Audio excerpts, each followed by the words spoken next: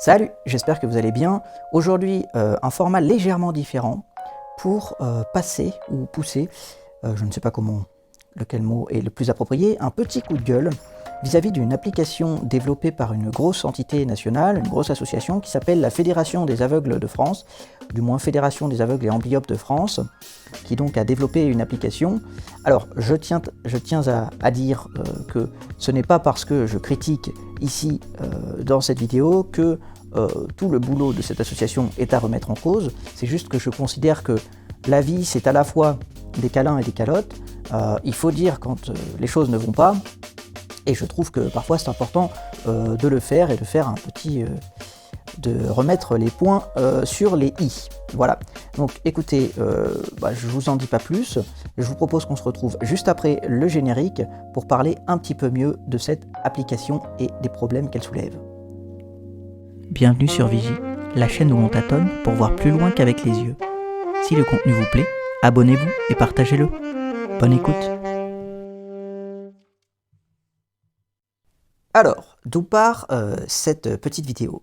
Donc cette petite vidéo, elle part d'un constat que je faisais avec une connaissance malvoyante qui me disait « Ouais, ce serait vraiment sympa de pouvoir montrer aux autres personnes quelle est notre pathologie visuelle et en gros, qu'est-ce que l'on voit, quoi, si vous voulez, aux personnes voyantes qui voient exactement correctement. Qu'est-ce que nous, en tant que déficients visuels, on voit et comment ça peut impacter notre quotidien, par exemple glaucome, DMLA, etc. » Et je lui dis, bah ouais, c'est sûr, c'est vrai, en plus avec la technologie, je pense que c'est assez simple de mettre un filtre pour simuler une pathologie, même si bien sûr ça ne serait pas parfait ou quoi. Donc bon là déjà je faisais un peu des recherches, et puis je suis tombé sur cette application, donc EyeView, développée par la Fédération des aveugles de France, hein, donc, comme voilà, c'est pas les Miro du fond de la cour, hein, c'est pas une toute petite association locale qui n'a pas de moyens, même si j'ai rien contre les Miro du fond de la cour s'ils existent. Mais voilà, il faut savoir que la Fédération des aveugles et amblyopes de France, c'est une association qui compte un budget en millions, hein, au moins en centaines de milliers d'euros de fonctionnement chaque année. Donc bon, développer une application, pourquoi pas. Donc cette application-là, elle a été développée, elle est sortie de ce que j'ai pu voir il y a 7 ans. Donc on est en 2025 au moment où je tourne la vidéo, donc à peu près 2018. Et on va voir un peu ce qu'elle nous dit. Nouveauté, aperçu, en tête, note et avis. L'application EyeView est un outil de sensibilisation ludique qui vous aidera à comprendre et imaginer les difficultés des déficients visuels au quotidien. EyeView vous permet d'observer votre environnement sous différentes formes par le biais de la caméra de votre smartphone, en réalité augmentée et réalité virtuelle. Développée par la Fédération des aveugles de France, l'application a pour vocation de sensibiliser le grand public au handicap visuel, en simulant les conséquences des principales maladies de l'œil, DMLA, glaucome, cataracte, etc. Expérimentez le quotidien de plus de 1,7 million de personnes en France atteintes d'une déficience visuelle. Voilà. Donc là, je vous ai montré le petit texte de communication de l'application. Donc bon, bah, comme ça paraît vraiment séduisant. On se dit, ah bah dis donc, on peut expérimenter le quotidien des déficients visuels, ça tombe bien, je le suis moi-même, donc pourquoi pas, etc. Et vous allez voir que le quotidien des personnes déficientes visuelles, c'est souvent, dans l'expérience et l'expérimentation, en fait, c'est souvent, si vous voulez, l'écart entre la communication affichée et la réalité du terrain. Mais ça, je vous laisserai voir un petit peu plus en profondeur le test de l'application que je ferai pour comprendre à quel point, quand on est déficient visuel, parfois, eh ben, si vous voulez, voilà, le quotidien des déficients visuels, c'est parfois des applications qui ne permettent pas ce qu'elles promettent. Donc on va aller voir autre chose. Aperçu, en tête, nouveauté, bouton, en tête. App Store, bouton de retour, 2,5, il y a 3 mois, mise à jour. Donc on voit que l'application, comme je le disais, 1.0, il y a 7 ans. elle est sortie il y a 7 ans. Et on voit que la dernière mise à jour... 2,5, il y a 3 mois, mise à jour SDK et dépendance. Donc SDK et dépendance, SDK ça veut dire Software Development Kit, donc voilà, ça c'est un mot un peu technique, mais voilà, c'est des mises à jour de l'application. On voit que la dernière mise à jour, là ça marque il y a 3 mois, donc je crois que sur Google Play Store, elle a été mise à jour le 16 décembre 2024, donc c'est une mise à jour récente, c'est pas, voilà, on pourrait se dire, bah, c'est une application qui est tombée dans les oubliettes, si vous voulez, qui a été créée, mal conçue, etc. Non, non, non, elle est mise à jour, elle a été mise à jour il y a 3 mois encore, donc on peut se poser des questions sur pourquoi elle est mise à jour, et vous allez voir que plus loin dans la vidéo, quand on voit ça, on se dit c'est quand même incroyable qu'elle soit mise à jour et qu'on ne prenne pas en compte 2,1, il y a 3 ans. Bouton de retour. Pardon, qu'on ne prenne pas en compte les avis des utilisateurs, donc 80% des utilisateurs qui sont déficients visuels utilisent un smartphone sous VoiceOver par exemple. Quand on voit les avis qui sont au nombre de 6, donc c'est pas énorme, mais qu'il y en a 2 ou 3 sur 5 qui disent que l'application est totalement inutilisable, dont un qui date du 15 février de cette année-là, hein, y a quand même de quoi se poser des questions, quoi, au niveau inclusivité et au niveau écart entre la communication et, si vous voulez, la réalité du terrain. Mais écoutez, je vous propose, voilà, on a assez fait le tour de cette application. Elle existe en langue française et anglaise a priori. Normalement, elle est censée pouvoir simuler la vue d'une personne déficiente visuelle, mais je vous propose de passer directement au test de l'application quand on est une personne déficiente visuelle, notamment utilisatrice de lecteur d'écran. C'est parti. Donc là, je me trouve dans l'application iView que je viens d'ouvrir. Et si vous voulez, lorsque l'on active VoiceOver, il ne se passe strictement rien. C'est-à-dire que VoiceOver va lire l'heure, le niveau de batterie et les données mobiles sur l'entête de votre téléphone. Vous savez, la barre tout en haut. SFR-du-bas, charge de la batterie, 31%. Aucune recharge en cours. Et il sera impossible de cliquer sur l'application avec VoiceOver d'activer. Voilà, là je vais essayer de cliquer. Mais rien ne se passe. Donc ce qu'on peut éventuellement faire, c'est activer la reconnaissance d'écran. Donc la reconnaissance d'écran, c'est un algorithme développé sur les lecteurs d'écran pour essayer de comprendre l'architecture des applications qui ont justement une architecture incompréhensible. Là, on va voir ce qui se passe. Flèche vers la droite, DMLA. Bouton, image. Flèche vers la droite, bouton. Rétinopathie pigmentaire, PATI, UE. Flèche vers la droite, mode carte noire, bouton. Aide, bouton. Aide, I plus View, choisissez une. Aveugle de France. Aide, I plus View, choisissez une déficience visuelle. Rétinopathie diabétique, flèche vers la droite. Aveugle de France. Flèche vers la droite, glaucome. Voilà, par exemple, on prend glaucome. Flèche vers la droite, glaucome. Flèche vers la droite, glaucome. Flèche vers la droite, on double-clique et a priori, rien ne se passe. C'est pareil, j'ai l'impression qu'il y a des gestes qui ont été développés spécialement pour cette application. Fédération des aveugles de France. Choisissez une déficience visuelle. Choisissez une déficience visuelle. Choisissez une déficience visuelle. Choisissez une déficience. Fédération des aveugles de France. iView. Plus d'informations. Choisissez une déficience visuelle. Glaucome. Rétinopathie diabétique. Flèche vers la droite. Bouton. Appuyez 2 fois pour sélectionner. Flèche vers la droite. Rétinopathie diabétique. Voilà, j'appuie 2 fois pour sélectionner. Rien ne se passe.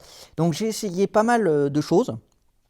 Et honnêtement, incompréhensible le fonctionnement de cette application. Donc c'est quand même assez, j'allais dire assez rigolo. C'est pas forcément le bon terme, c'est quand même assez désarçonnant quoi, de voir que donc c'est une appli qui a été créée par une entité spécialisée pour les personnes déficientes visuelles sur, voilà, sur la technologie, qui est sortie il y a 7 ans et qui, si vous voulez, n'a pas l'air du tout adapté au lecteur d'écran. Alors, voilà, ce serait quelqu'un de tout seul dans son garage, un développeur, une développeuse isolée, je peux comprendre. Ce serait une entreprise qui n'est pas du tout concernée, si vous voulez, par la déficience visuelle. Ça arrive que parfois je télécharge des applications et qu'elles ne soient pas accessibles. Ok, mais là on est quand même sur une application qui est censée simuler les pathologies des personnes déficientes visuelles. Donc à savoir, par exemple, si moi je veux montrer ce que c'est le glaucome à ma famille. Donc j'arrive là. Et donc, qu'est-ce que je fais? Soit je suis obligé de leur dire, tu dois cliquer sur les boutons parce qu'en fait, moi, je suis un aveugle et du coup, je ne peux pas te montrer par moi-même ce que je vois. Soit c'est fait pour les professionnels de santé. Soit, voilà, en tout cas, c'est une appli qui me semble vraiment mal conçue, au sens où on ne peut pas l'utiliser avec un lecteur d'écran tel que VoiceOver, qui est utilisé par 80% des personnes déficientes visuelles utilisant un smartphone. Donc, j'ai envie de dire, qui a créé cette appli? Pourquoi? Comment? Est-ce qu'elle a vraiment été développée par une équipe de développeurs, développeuses aveugles? Moi, c'est quand même la question que je me pose. Parce que c'est... Bon, on sait que dans le développement informatique, il y a quand même beaucoup de personnes aveugles qui travaillent dedans. Et là, j'ai l'impression qu'elle a été développée par un prestataire externe qui n'a pas conscience de ce qu'il fait, quoi. Donc forcément que, comme il n'a jamais utilisé le lecteur d'écran, on essaie de mettre des surcouches ou quoi. Voilà. Alors après, il y a peut-être d'autres problématiques. On s'est dit pour les personnes qui n'utilisent pas de lecteur d'écran, d'accord. Mais quand même, voilà, il faut savoir que les personnes qui ont la DMLA, le glaucome, la rétinopathie diabétique, etc., arrivent souvent au stade où elles utilisent un lecteur d'écran. Donc voilà, pour qui est faite cette appli, je ne comprends pas. Sachant que on a vu qu'elle est sortie il y a 7 ans, si vous voulez, et qu'elle a été mise à jour, la dernière mise à jour date du 16 décembre, en tout cas sur le Google Play Store, puisque sur Apple ça date d'il y a 3 mois, mais c'est marqué 16 décembre 2024. Donc elle a été mise à jour le 16 décembre 2024 quand même. C'est pas une appli qui est tombée dans les oubliettes, dans les tréfonds des applications pour personnes malvoyantes, parce qu'il y en a toute une flopée hein, qui vous promettent monts et merveilles, et au niveau des permissions, tout de suite, non, elles vous permettent un peu moins de choses. Donc je me questionne, je me demande par qui, pourquoi, dans quelle mesure, avec quels moyens a été développée cette application. Parce que pour le coup, on est quand même sur une association d'envergure nationale. Développer une application pareille, ça me semble très étrange. Et encore une fois, c'est pas pour ça que, à côté de ça, cette association ne fait pas de mauvaises choses. C'est-à-dire que ils ont des fiches informatives sur leur site. Honnêtement, elles sont très bien faites. Même la notice d'explication de cette application, elle a, si vous voulez, la description des images, le PDF est accessible, etc. Mais on se retrouve avec une application complètement inutilisable. Donc j'ai quand même du mal à comprendre, sachant que ça a été signalé depuis 6 ans sur l'App Store. Alors il n'y a pas énormément d'avis, hein. Elle a 6 avis, cette application, mais ça a été signalé par plusieurs utilisateurs qu'elle a été complètement inutilisable avec un lecteur d'écran. On voit qu'elle est mise à jour il y a 3 mois. Qui fait les mises à jour? Pourquoi? On voit que aussi il y a 4 ans, je crois, il y a eu une mise à jour, parce qu'en fait, c'est une application qui semble développée avec le moteur Unity, donc un moteur, moi il me semblait que c'était un moteur graphique, mais pour créer des applications, des jeux, etc. Donc est-ce qu'il y a comment on appelle ça, des contraintes à ce niveau-là? Je ne sais pas, parce que je ne suis pas moi-même développeur, mais quand on voit voilà, ce genre d'application, on se dit qu'en plus c'est pas une application très compliquée, avec énormément de sécurité, comme pourrait l'être, je ne sais pas, une application bancaire, ou alors une application très complexe, parce qu'il faut faire plein de choses dedans, plein de calques et de sous-calques. Là, on est quand même sur un PNG qui va venir se greffer sur votre appareil, sur votre appareil photo ou votre caméra, quoi. Je veux dire, on n'est pas non plus sur techniquement quelque chose de dingue. Donc j'ai du mal à comprendre, voilà, qui a vérifié ça, qui a validé le projet. Et voilà, quoi. Voilà, c'était un petit coup de gueule. Encore une fois, ça n'empêche pas que cette association fait de bonnes choses par ailleurs, mais quand je vois ça, je me dis, c'est pas possible. Vous n'avez pas fait tester l'application par des personnes aveugles ou très malvoyantes. Vous n'avez pas fait développer ça par un développeur aveugle. C'est pas possible en fait. C'est pas possible. Donc voilà, je me pose des questions parce que on veut promouvoir l'inclusion des personnes aveugles, mais j'ai l'impression que c'est une application quand même qui est faite par des voyants pour des voyants. Donc voilà, ça ne remet pas en cause certains autres travaux de l'association, mais là-dessus, je suis désolé, je peux pas. Non, je ne cautionne pas, je ne cautionne pas. Voilà, c'est tout ce que j'avais à vous dire pour cette petite vidéo, on va dire express, ce format un petit peu différent. Écoutez, j'espère que ça vous a plu. N'hésitez pas à vous abonner si ça vous a plu. Et à l'essayer, hein. Peut-être que vous y arriverez. Si c'est le cas, dites-le en commentaire. Pareil pour les personnes malvoyantes qui pourraient l'essayer, dites-le si ça marche ou pas. Parce que voilà, avec un lecteur d'écran, en tout cas, c'est totalement inaccessible de ce que je peux voir. De ce que je peux voir, on va dire, de ce que je peux expérimenter plutôt. Voilà, écoutez, c'était Vigie.